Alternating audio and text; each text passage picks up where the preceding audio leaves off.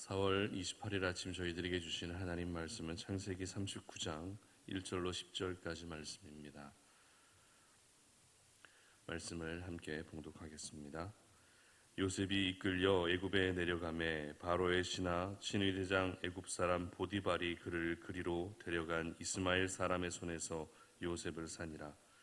여호와께서 요셉과 함께 하심으로 그가 형통한 자가 되어 그의 주인 애굽 사람의 집에 있으니 그의 주인이 여호와께서 그와 함께 하심을 보며 또 여호와께서 그의 범사에 형통하게 하심을 보았더라.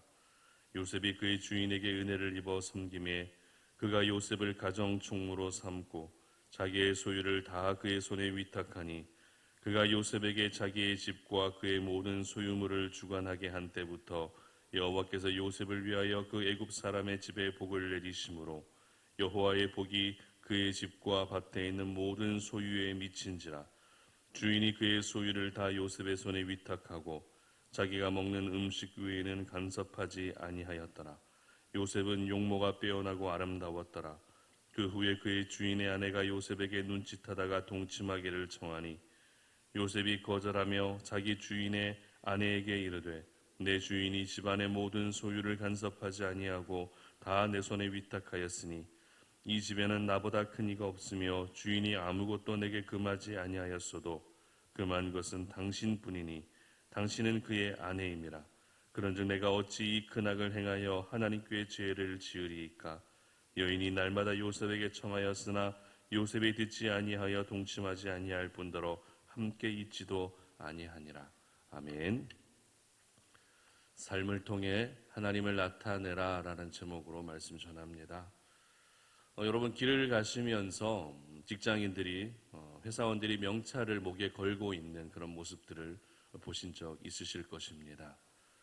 그렇게 명찰을 걸고 다니는 첫 번째 이유는 회사의 출퇴근 시간을 보고하는 그런 카드의 기능을 가지고 있죠.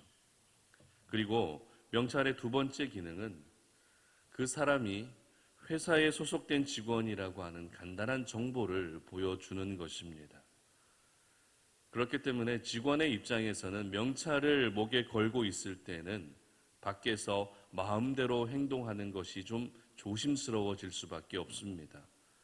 왜냐하면 다른 사람들에게 피해를 끼치고 다른 사람들에게 비상식적인 행동을 하게 되면 그 사람의 개인의 문제로 바라보게 되는 것이 아니라 그 사람이 속해 있는 회사의 이미지까지 타격을 입게 되기 때문에 직원의 입장에서는 명찰을 건 상태에서는 늘 행동을 조심스럽게 할 수밖에 없습니다.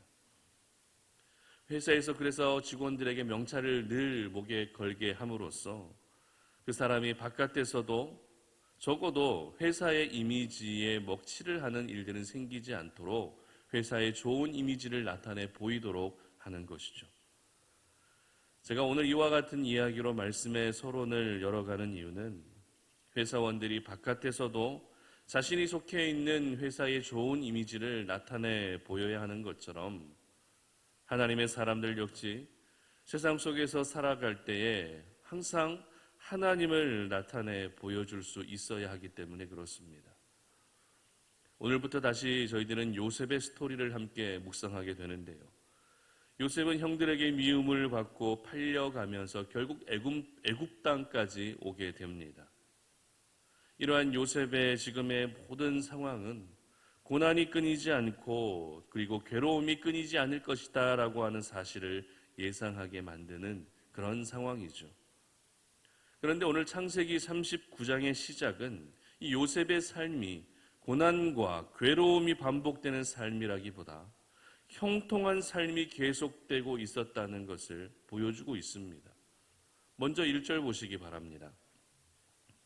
요셉이 이끌려 애굽에 내려가매 바로의 신하 친위대장 애굽 사람 보디발이 그를 그리로 데려간 이스마엘 사람의 손에서 요셉을 산이라. 아멘. 분명 애굽에 끌려 내려간 요셉의 모습은 노예와 그리고 종과 같은 허름한 모습이었습니다. 하지만 요셉이 팔려간 곳이 어디입니까? 단순한 가정집, 단순한 일반 집이 아니라 바로의 신하 친위 대장의 집이었다는 것은 요셉의 인생 가운데 무언가 새로운 반전이 시작되고 있었다라는 것을 짐작하게 하는 그런 부분인 것입니다. 그리고 이어지는 2절 말씀은 이렇게 기록하죠. 여호와께서 요셉과 함께 하심으로 그가 형통한 자가 되어 그의 주인 애굽 사람의 집에 있으니. 아멘. 그렇습니다. 새로운 반전의 시작의 중심에는 누가 계셨습니까? 바로 하나님이 계셨다는 것입니다. 하나님이 요셉과 함께 하고 계셨기 때문에 요셉은 많고 많은 일반 집들, 일반 가정집들이 아니라 바로 친위대장 집으로 팔려가게 되었던 것입니다. 그런데 참 놀라운 것은 오늘 본문의 3절 말씀입니다.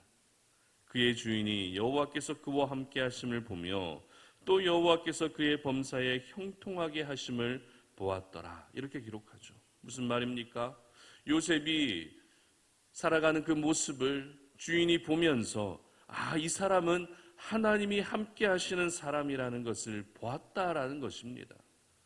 이것을 바꾸어 말하면 요셉은 종으로 팔려간 그 노예의 신분으로 살아갔지만 자신의 삶을 통해 하나님이 나와 함께하고 계시다는 것을 나타내 보여주고 있었다는 말이기도 합니다. 보여주지 않았는데 주인이 어떻게 알 수 있었겠습니까?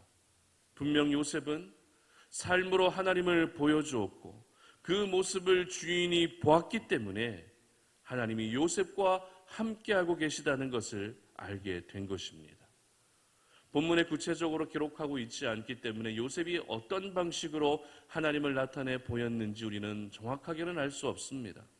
하지만 이후에 기록된 말씀을 통해서 요셉의 살아가면서 어떻게 하나님을 보여주었는지 조금은 우리가 알 수 있다는 것입니다.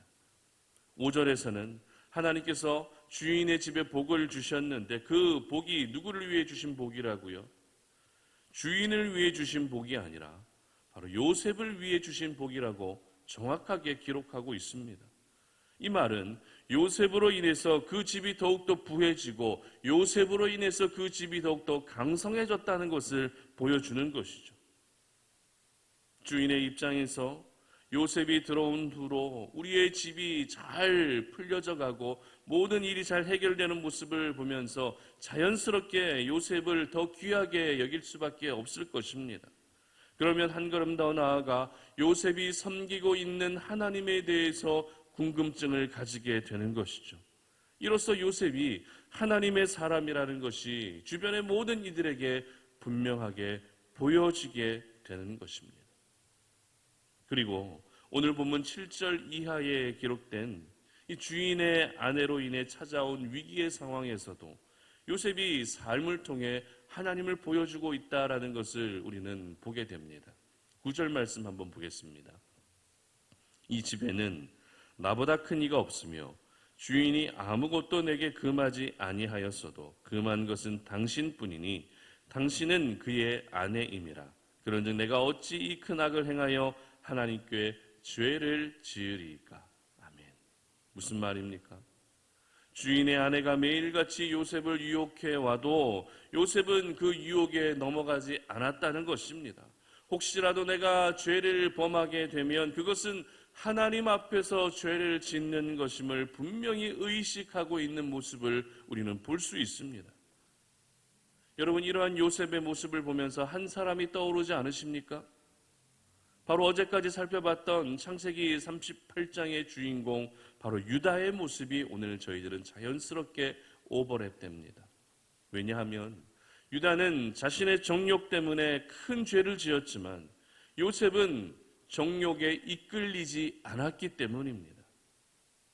성경 기자는 마치 의도한 것처럼 두 사람의 모습을 나란히 배치함으로써 하나님의 사람이 정욕대로 사는 것이 얼마나 하나님이 기뻐하지 않는 것이고 하나님 앞에서 얼마나 큰 죄라는 것을 오늘 이렇게 의도적으로 보여주고 있는 것입니다. 요셉은 형들에게 미움을 받아 팔려가는 신세가 되었습니다. 채색 옷을 입으며 아버지로부터 모든 사랑을 한 몸에 받았던 인생이 한순간에 노예가 되어버렸습니다. 자신의 인생이 저주스럽게 다가올 수도 있죠. 하나님을 향해서 원망의 마음이 들 수도 있습니다. 하지만 요셉은 삶을 포기하지 않았습니다. 새로운 환경에 놓여지고 낯선 환경에 놓여졌지만 그곳에서도 변함없이 일하고 계시는 하나님을 의식하며 살아가고 있었습니다. 그리고 지금 자신의 그 자리에서 할 수 있는 최선이 무엇인지를 고민해 보니 바로 삶으로 하나님을 나타내 보여주는 것임을 깨닫게 되고 알게 된 것입니다. 여러분, 이러한 삶의 모습을 보며 하나님이 어떻게 기뻐하지 않을 수 있겠습니까? 어떻게 요셉의 인생을 형통치 않게 해주시겠습니까? 하나님뿐만 아니라 요셉의 주인 역시 요셉의 모습을 보며 만족스러울 수밖에 없죠. 그렇습니다. 하나님의 사람들은 오늘도 살아가는 세상 속에서 하나님을 나타내 보여줄 수 있어야 하는 것입니다. 새로운 환경에, 낯선 환경에, 그리고 어색한 환경에 놓여져 있다 할지라도 하나님을 향한 여러분의 믿음을 결코 부끄러워해서는 안 된다는 것이죠. 오히려 당당하게 그 믿음을 드러내고 보여줄 수 있어야 하는 것입니다. 내가 하나님의 사람이라는 사실을 모든 이들이 알 수 있게 해야 한다는 것이죠. 그리고 그들이 나의 삶에 대해서, 그리고 내가 믿고 있는 하나님에 대해서 궁금증을 갖게 해야 한다는 것입니다. 뿐만 아닙니다. 여러 가지 세상의 유혹들과 오늘도 내가 죄와 타협하고자 한 그 생각이 드는 순간에서도 나는 하나님 앞에서 살아가고 있는 사람임을 의식해야 하는 것이죠. 내가 죄를 지으면 그것이 단순히 죄를 짓는 것이 아니라 바로 하나님 앞에서 짓는 죄가 된다는 사실을 기억할 수 있어야 하는 것입니다. 우리가 살아가고 있는 이 세상은 믿음을 드러내는 것이 굉장히 어려운 세상입니다. 내가 하나님의 사람이라는 것이 사람들에게 보여지게 되면 오히려 불이익을 보게 되고 피해를 입게 되는 이상한 세상을 살고 있습니다. 하지만 그렇다고 해서 내가 하나님의 사람이라는 사실을 숨기게 된다면 세상 가운데 하나님의 모습은 절대 보여질 수 없게 되는 것이죠.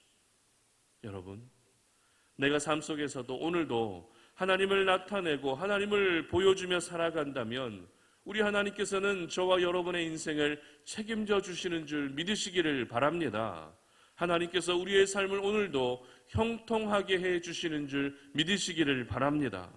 회사원들이 그 회사의 명찰을 항상 목에 걸고 다니는 것처럼 저희들은 오늘도 하나님 나라의 시민이라고 하는 하나님 나라의 명찰을 항상 달고 다닌다는 사실을 여러분 절대 잊지 않았으면 좋겠습니다. 바로 그 명찰이 사람들의 눈에는 보여지지 않는다 할지라도 이제는 여러분의 삶을 통해서 사람들이 하나님을 볼 수 있게 우리 하나님을 나타내 보여주시도록 그렇게 살아가시기를 바랍니다. 그래서 오늘도 우리의 삶을 선하게 인도하시며 우리의 삶을 형통케 하시는 하나님의 큰 은혜를 경험하며 살아가시는 우리 성탄오륜의 모든 가족들이 되시기를 주님의 이름으로 축복합니다. 함께 기도하겠습니다. 하나님 아버지 감사합니다. 오늘 이 아침에 우리가 주의 말씀을 묵상하면서 오늘 우리가 이 세상을 살아갈 때에 하나님을 나타내 보여줄 수 있는 그러한 삶을 살기를 원합니다. 나의 모습을 통해 하나님의 모습이 보여지게 하여 주시옵소서. 나의 모습을 통해 내가 믿고 있는 하나님에 대해서 주변의 모든 이들이 궁금해할 수 있는 그와 같은 삶을 살아갈 수 있도록 은혜 베풀어 주시옵소서. 낯선 환경에 있다 할지라도 어색한 환경에 있다 할지라도 새로운 환경에 놓여져 있다 할지라도 내가 믿고 있는 하나님, 내가 가지고 있는 그 믿음을 오히려 세상의 많은 사람들에게 당당하게 나타내 보여줌으로써 그들이 하나님을 알게 하시고 더 나아가 우리의 삶을 형통케 하시는 하나님의 큰 은혜를 경험할 수 있는 저희 모두가 되게 하여 주시옵소서. 감사드리며 예수님의 이름으로 기도드립니다. 아멘.